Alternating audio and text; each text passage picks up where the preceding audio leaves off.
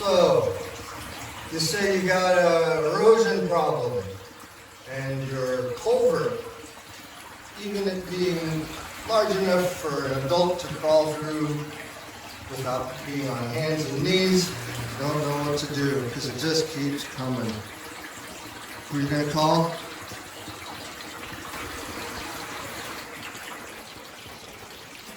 You know who.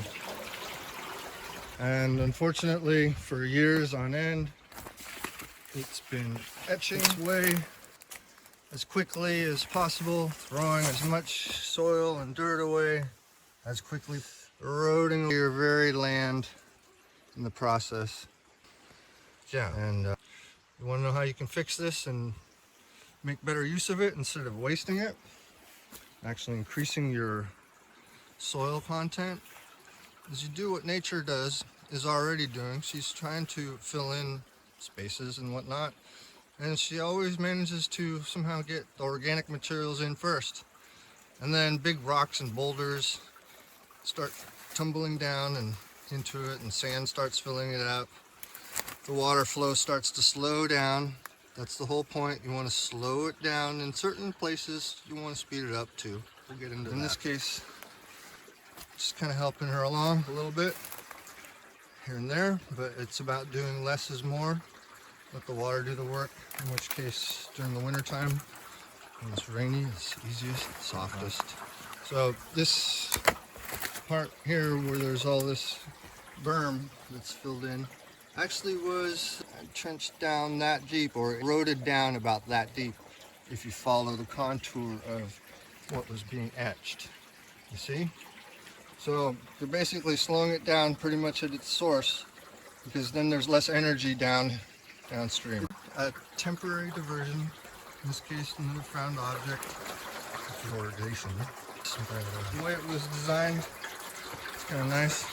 It's flexible. Rigid structures prone to break. So all that was actually a stream of rocks that flowed down during a major storm, and it just basically flipped over the edge of this, filled in there, which I fondly call a living structure. Like, it'll keep building upon itself, which we want to raise this up to a level where it gets on contour with the hillside in order to either distribute the water to another part of the landscape, and at the same time we're actually recharging or keeping the aquifer charged with this. It's important, especially if you have a well. Draw your water off well. Anyway, so it starts like this. Organic material, that's what nature does. You start with, again, branching. As with any structure, it's all about the foundation. Foundation's most important, in which case, yeah, these were old logs that had been cut and just left on the property, like right here. Don't need to go far, use what you got. You don't need any more than what nature pretty much provides, in which case you're going to be stacking the largest from the bottom up to the smallest, and likewise overlapping, kind of like brickwork. And with stonework, as you would do this with stones, you're basically putting the next successive one crossing over the other. Right? Doing sort of a back and forth jagged edge. And meanwhile, you're stuffing in small branches. Of course, the biggest ones first, towards the bottom. And as you work your way up, you put in the smaller branches in between. And you start to create this living system that then starts to increase nature's power and glory. The next step is next. Moving that deep about at an angle, but up and around. Because we're turning this water right around this little corner here, instead of letting it continue to etch down and just spill out to the sea. All this is going to provide nutrients that wash down from the hillsides during every rain. When it gets distributed to the property, help feed all the microorganisms and everything on top of that, you know. It's like plankton. And so, where to begin?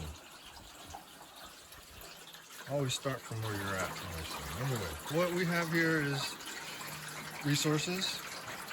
Erosion has been happening over decades. We weren't placed correctly, otherwise that wouldn't have happened. Shouldn't have happened. What should they have done? Stacked one so that it steps up to the next one and actually supports one another. From, of course, your strongest, biggest, largest piece at the bottom. Now then, so what we're going to do here is we need to turn this torrent around this corner. That rock is facing close to in the right direction. It needs to be shifted this way a bit, in which case I'm going to start by moving this one up out of the way. This one will conceivably rock onto that, a little finagling. The next one will then nice and neatly, very slowly and carefully fit right in there. And smaller ones, whatnot, up along there, just to turn this corner. And then we'll turn this corner, and what's in here will, of course, continue that curvature, in which case you're going to start with your largest as your base materials down, following what nature does. She always shows you what you should do and shouldn't do. See, she distributes the largest rocks first, and then the silt and sand comes in and fills that in, and she naturally tries to shore up and fix the landscape rather than when humans get involved. They end up ruining shit like this. This is not necessarily natural unless it's a catastrophic event, like a mudslide. But in this case, it's induced and encouraged the potential of mudslide, which you can see is happening all along this trench that's been dug out by the water itself over decades. It's happening everywhere, folks.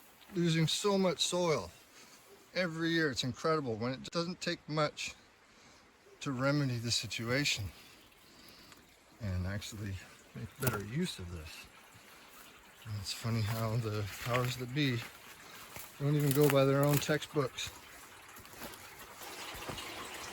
Now then, to start with, start with the general and work your way to the specific. So the water's coming this way down, correct? In which case, each successive stone needs to be slightly in front of the next. The next one slightly in front of the next. Next in front of the next. Get the picture? As we go along, that way the water doesn't go into, if it was to go that direction, and start to impact the integrity. In this case, the water hits the wall and shoots straight out. There will be an eddy current there, but if you actually, we don't want there to be this kind of angle here, especially with so much force coming out. There's a lot of energy that's going to be applied to this configuration of rocks. In which case you would start now next from bottom up, once you've got these all like brickwork, one on top of the other, each supporting the next, so everyone is in solidarity. Next step is to place the biggest rocks into these gaps. You want to stuff it in, but you want to work your way out to the point where you're actually creating what's called a filigree. So instead of there being a jagged angle, you're going to be working your stones up into a sort of bowl-like depression so that it runs smoothly and takes the water, slows it down, and directs it where you want it to go. The longest part of this process is filling in the corners. What you're doing is you're sort of sealing it, working your way up, and then at the last point, a little gravel, and nature again will take its course and she'll fill in this accordingly to however it's been affected. So each year you're going to look at it and see how it performs and transforms, moving right along from top to bottom and bottom to top. It ain't rocket science, folks. Not by a long shot. All it takes is knowing some rudimentary conceptual physics, which we're all taught in school but forget, or never learn how to apply it.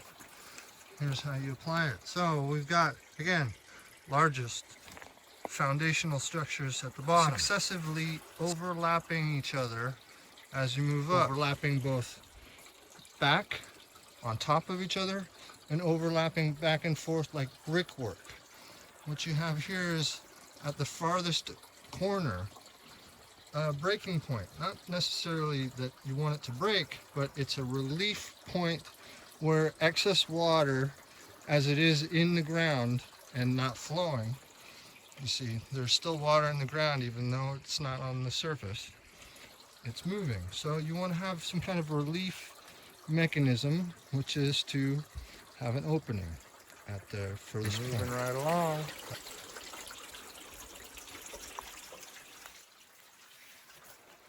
Starting to take out just the surface dirt here, widen the exit point.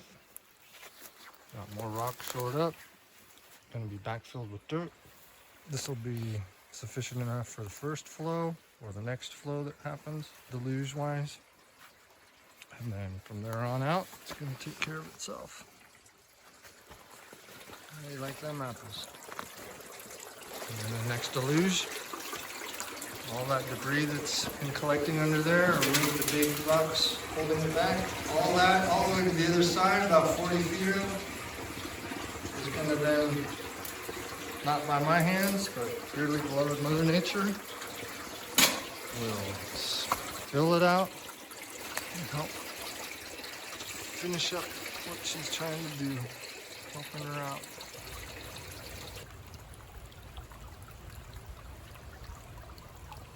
So, we've got ourselves a steady, even flow.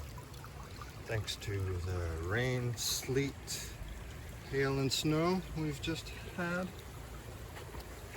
And is still arriving. As you can see, flowing nicely. We've slowed down the force of the water, otherwise gushing out, so that it doesn't erode and impact more. As you can see, tuck things in. So if we were to time lapse this process and speed it up, you would see a slurry of rocks and debris. And then what happens is the larger stones will fall out first and fill the bigger gaps. And then the medium stones will fill in them dar stones, and so on and so forth until you get down to the nitty-gritty, the gravel and sand and then silt. It all builds up so that over a couple seasons of this or more, less could be, at this rate I would say less, this will naturally turn into a living structure.